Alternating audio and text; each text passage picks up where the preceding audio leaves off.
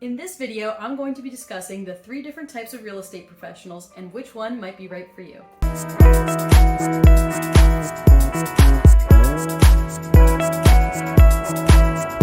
Hey there, my name is Claudia Muniz and I'm a real estate agent with eXp Realty. In this video, I'm going to be discussing the 3 different types of real estate professionals. If you own a home, you may have been approached by all 3, so today we're discussing who is who and which one you should use based on your circumstances.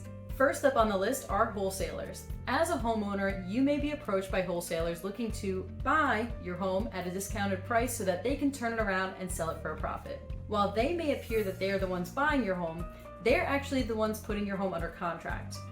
Once your home is under contract with a wholesaler, they will then turn around and market your home to a buyer, typically an investor, who will be assigned the contract and close on your home for a higher price than what was agreed upon with the wholesaler.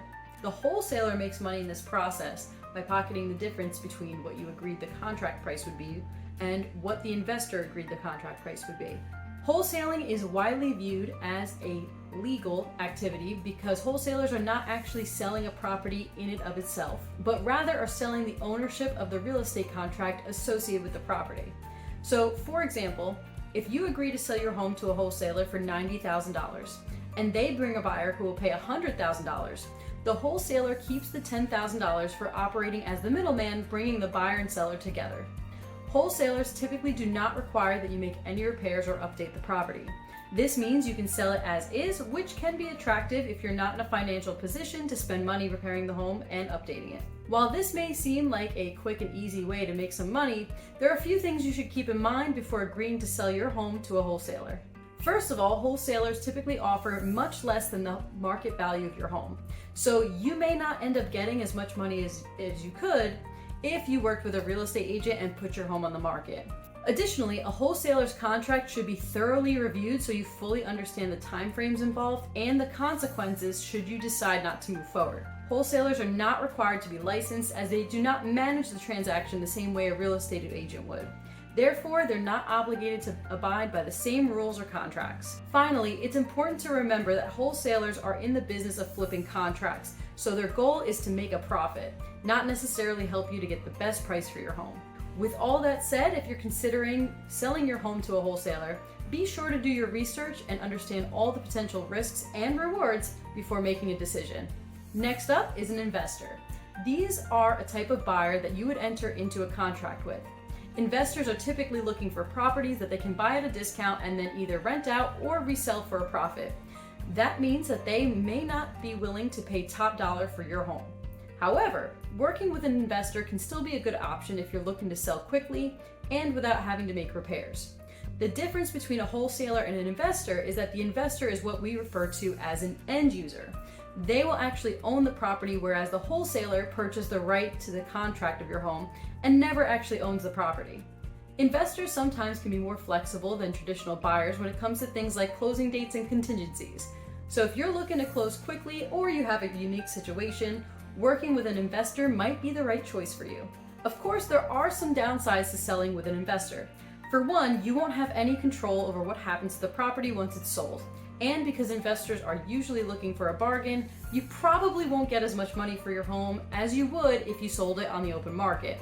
In this case, you would not be paying any service fees to sell your home the way you would to a wholesaler or a realtor. Still, selling to an investor can be a good option in certain situations. If you're considering this route, be sure to do your research and work with a reputable buyer who has experience in your local market. The last one on the list is a realtor. A realtor is a licensed professional who will help you list and sell your home on the open market. Realtors typically charge a commission for their services, which is a percentage of the final sale price. Similar to the wholesaler, entering into a contract with a realtor does not give ownership rights to the property to the agent. Realtors are licensed in the respective states that they are operating in and must abide by a code of ethics when dealing with the public and each other. My listing agreement is built in with a cancellation clause, so if for any reason you decide to keep the property, you can get out of the contract, no strings attached. The sales contract is standardized and pre-built with contingencies to protect the buyer and seller. Unlike the wholesaler, a realtor manages the transaction from start to finish to ensure deadlines are met in accordance with the contract.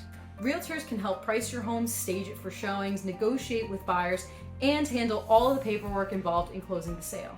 Using a realtor can save you a lot of time and hassle, and it can also help you get the best possible price for your home. Whether you're looking to buy or sell a property, working with a realtor is a good idea.